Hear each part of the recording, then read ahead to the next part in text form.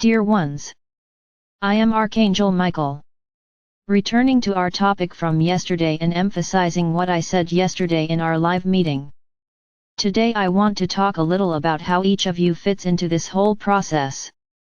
I would like each one of you, from this moment onwards, that you are listening to this audio, to repeat to yourself, 3 times, I am a powerful soul. I am a powerful soul. I am a powerful soul.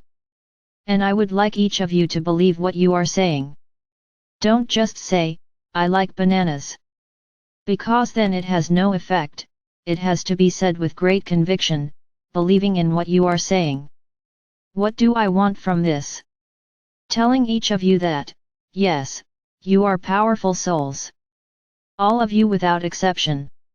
It doesn't matter if they are souls that come from the 10th, the 9th, the 8th, the 7th, the 6th, the 5th, the 3rd, they all have power. This power that I am referring to is the inherent power of each soul, it is the innate power of each soul. So no matter what dimension the soul is in, it has this power.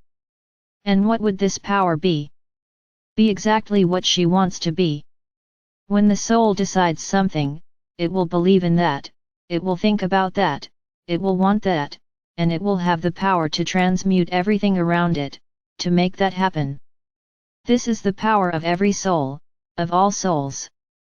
As you can see, it is a subject that we can break down in months, talking here. I will try to be as succinct as possible. The most important thing at this point is that no soul is created for evil. No soul is created to have power over another soul. This is not God the Father Mother's intention. Souls are always created with a quantum of 100% love. But what happens? The soul undergoes all kinds of tests, exactly so that the soul can evolve. So it's like I told you, a first, second soul suffers a lot. Because she doesn't know anything, she's never experienced anything, she's like a blind man groping in the dark about what she has to do. It's as if she learned through trial and error, and I can tell you that the mistakes are many, little success, many mistakes. So some souls let that love 100% guide their path, define their walking strategy. And no matter how much she fails, no matter how much she makes mistakes, she always continues to believe that everything is for her evolution. We can say that the soul also has instinct, just like animals. She knows she is evolving, she knows what she has to do to stay alive, to keep evolving. Don't try to connect soul and physical body here, I'm talking about the soul. Then the soul takes its journey of evolution. In the same way as the previous example, where the soul let love stand out and guide its path, there are those who rebel. Then you may ask, but where does this feeling come from, if it is 100% love? All souls come equipped with all feelings, they are simply not 100% love, because otherwise, there would be no evolution, there would be accommodation. Because everything that happened to the soul would be great, everything is fine, everything is peaceful. And she would stay there. She just doesn't let that feeling that arose there, of anger, of dissatisfaction, of failure, prevail over her journey. But all souls come with the complete package, with all the feelings you know. Only how souls treat these feelings determines the path of that soul. So some souls don't face the lessons with love, they face everything with great anger. Why am I going through this? I am powerful, why do I need to go through this? You don't understand that this is evolution. And that soul starts to become a little rebellious. That quantum of 100% love is already starting to drop from 50. So it no longer vibrates love, it vibrates any other negative feeling, and love becomes forgotten. It takes a trail of negative feelings since its inception. And of course not a single living soul. Souls are not left in orbs to live alone. Souls are always placed close to each other, precisely so that they can also experience other feelings, love for others, solidarity, companionship, selfishness, evil, envy, hatred, jealousy. No soul would have these feelings alone, they have to have them together with another. So the very environment in which the soul lives also creates its walking condition. You create your perspective on the journey. So it is in this way, my brothers, that souls become evil, in the sense of the word that you know, become malignant. You can realize that there is a little figure there that you already know, which is the ego. There is the question of survival and the ego comes from it. So we can say that the ego is everywhere. The ego is not a feeling. He's that little animal that keeps poking the soul all the time, so that it does something. It's as if you have an annoying little animal inside you, which keeps prodding you what you have to do all the time. This little animal is linked to human consciousness. Then I'm already talking about reincarnated souls. So I'm going to go back a little. The soul was already on that path of indignation, dissatisfaction, failure. But she continued on her way, just outlining the lessons she would have to follow. And she goes through lessons, so that that path can be modified, so that she can once again have that quantum of elevated love. Then comes the moment, for that soul to take on a new look. This is where things get complicated, because within this outfit a new thing appears, consciousness. Because that outfit is not simply an outfit, it is an outfit that thinks. So it's as if the soul were inside a robot, with artificial intelligence. In other words, the robot absorbed everything the soul brought. When the soul took over that robot, he learned everything the soul knew, but from that moment on, he starts to command, because he thinks. So the human conscience thinks, and sometimes the soul is inside, hey, I don't want you to do this, this is not the right path. I want you to go somewhere else. And the robot simply ignores it, it doesn't understand what the soul is saying. It's as if the robot had another language in relation to the soul was speaking in another language. So he doesn't want to listen, he doesn't understand what the soul is saying. And that's where many of you make decisions. The soul was already somewhat unbalanced. And that robot, that outfit that I'm now calling a robot, with artificial intelligence, liked those feelings. He did some small evil things, and he felt good, he found it interesting, be superior. Because everyone who does evil against others, against the planet, has a single intention, to be superior, show that he is in charge, that he does what he wants. Don't think he doesn't know the consequences, he does. But he takes risks, he takes big risks, he bluffs, he lies, he bribes, he does everything he can do, to never get caught. But he is aware of what he does, he doesn't do it with sweetness in his heart, he does it knowing what he's doing. So my brothers, this explains why many of you have asked me this question, why are children born so bad? And I always like to remind you that souls are not children, the souls are old souls, with long journeys. So when many children are born with extremely bad hearts, there is the answer. That soul was already a corrupted soul and incarnated again, to continue its mission. To probably be worse than the previous incarnation, because that's what happens. In the same way that elevated souls when they disincarnate, they learn a lot of things to try not to repeat and end up repeating themselves. Imagine the souls that are evil, they come back with even more evil and the thing perpetuates itself. Why am I saying all this? I started by saying that you are powerful souls. What does one thing have to do with the other? I want to tell you that you, souls who stop to listen to me, stop to analyze what I say, are those souls in which the quantum of love continues to stand out. Even if it's 51%. It's not little, it's enough for you to be a soul of light. Because the sum of your good feelings are there, being greater, even a little bit, than the bad feelings. You all have a scale in your walk, all of you. There in your Akasha it is as if you had a scale.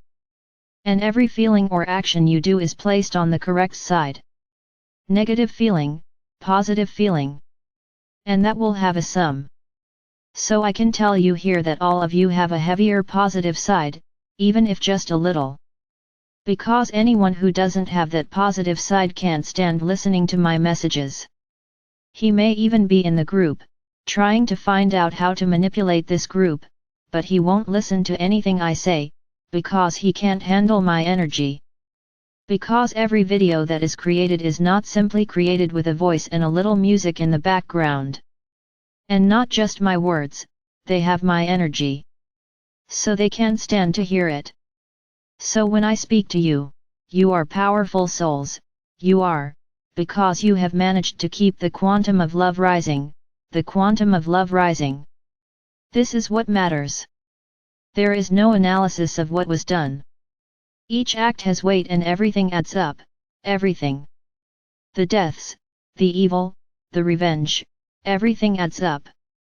But the positive side, the good deeds you did, continue to stand out. So you are powerful souls, because you managed to keep this loving side always in evidence, despite the mistakes. I'm not saying here, and let this be very clear, that everything you did over time was forgiven. No, it's not that it hasn't been forgotten or forgiven. We just can't be unfair. You are the one who will ask for forgiveness, you are the one who will forgive. Not us. So as you ask each other for forgiveness, forgive each other, it is a sign that that lesson has been learned. And you start to gain a few extra pounds, on the positive side, improving your walk even more. So going back to the beginning of what I said, you are powerful souls, and as such, they are ready for whatever you want. Remember what I said before, you as souls have the ability to transmute everything around you, to get what you want. This is not a lie, but you have to want it correctly. Having feelings, not being selfish, thinking about the whole, and then you can achieve everything you want. So I have a big warning for you now. I have already explained here that everything you think and desire is thrown into the universe. And if that is constantly sown, putting love there, with good intentions for oneself and for the whole, the universe begins to organize itself to make that happen. So what can I say about the energies that are arriving? That everything is accelerated. The universe is accelerating all your desires. So be careful, because everything you are wishing for could happen faster than you imagine. So be careful. Don't keep throwing words into the wind as a joke, because the universe doesn't understand that it's a joke. Everything you say turns into energy in the universe. And he understands exactly what is there. I just didn't understand the word no, the universe doesn't understand that. And then you're shouting all day long, I don't want to be poor. I don't want to be unhappy. I do not want to suffer. I don't want to go hungry. How did the universe understand? I don't need to answer. You attract more of the same. So be careful with, I want. What I want is an imposition. I want it, like a tantrum child, stamping his foot at his mother, I want it because I want it. Know how to be humble. It's not I want, it's, I wish the universe to bring me everything that I deserve, and that is for my evolution. Look at the range of options you've opened up. If you just say, I want a new house. And the rest? The rest of your life? Or will you keep saying I want in thousands of sentences, to absorb everything? So how about saying, may the universe bring me everything that is good for my evolution and for the whole. Ready? In a few words, you said to Universo, I want everything I deserve. I accept receiving everything that is good for me. These are phrases that you can throw out into the universe. I accept receiving everything that is good for me and for the whole. Okay, the universe will turn around. This is not your problem. It's a problem for the universe and your soul's journey. You are powerful souls, you co-create all the time, but you don't understand, you don't understand. And then things turn around. But that's not what I asked for. How did you ask? The universe truly understands what you said. So be careful what you say, because everything is very accelerated, everything comes back very quickly. And then you regret what you asked for. Of course you can dream. You can say, universe, bring me everything that I deserve, that is good for me, that is good for the whole. But bring me that house that I dream of so much, in the way I dream of so much. Very good. You didn't limit it, but you gave a personal touch to that request. He can. What you can't do is just ask for the house, and the rest. You are powerful souls. Always remember this. You now have my sword in your hands. Cut off everything around you that is bothering you. A feeling, a thought, something that keeps bouncing around in your head. These are all connections created. Then cut. Get rid of everything around you, cut up, cut down, cut to the right, cut to the left, cut in front, and cut in the back. That's it, your body is free from any connection. I'm not giving this sword to you, for you to put in a painting. Great warriors carry their swords all the time. And that's how you have to do it. Hang your swords on your belt and leave them hanging there at all times. When you go to take a shower, take the sword, bring the sword close to your chest and get under the shower, or wherever you are going to take a shower, so that the water cleans that sword of everything it cut. And you will feel the energy of the sword reverberating in your bodies. It may be that at this time you have many visions. Each time you do this, you will be cleansing your veils. I am accelerating the process in each of you, and many are feeling it, without understanding anything. They are dreams, they are visions. Everything normal. Don't think you're not worthy. You are powerful souls. So you need to believe that, you need to believe that you will win. That's what I said yesterday, victory is certain, but we still have to go to battle. My brothers, there will be no physical battle unless you decide to do so. The physical battle is against those brothers who think differently than you. Many like this, going to the streets, protesting and attacking a brother, because he thinks differently. This is not the battle I want. It is a spiritual, energetic battle. I don't want physical battles. You will simply have to discern who is the brother of light, and the one who is not of light. And what is not of light, you will hand it over to me. Ah, but don't you know who the brothers of the non-light are? Of course I know. And how will you get through the battles? Do you want everything easy? You don't want to do anything, you just want to receive everything ready. You will have to go through the battle. Those who say they are ready, and are there at the front. You will have to go to battle. And you will understand what I am saying. How will you learn, how will you be warriors, without ever going into battle? It's what I said yesterday, I'll say it again, those who don't feel safe, don't do anything. But don't act like a teacher either, wanting to gather a bunch of people to teach.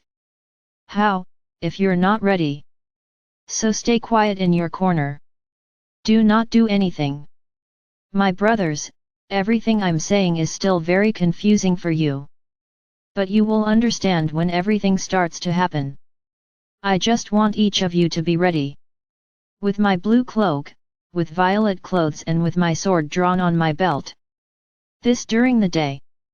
When there is a battle, I will warn you, today we will have battle. Dress in armor and shield. And we will all fight together. I will love being by each of you. Get ready. The final moments of this fight are coming. Victory is certain. But we have to get through them. The final separation of the wheat from the chaff will begin.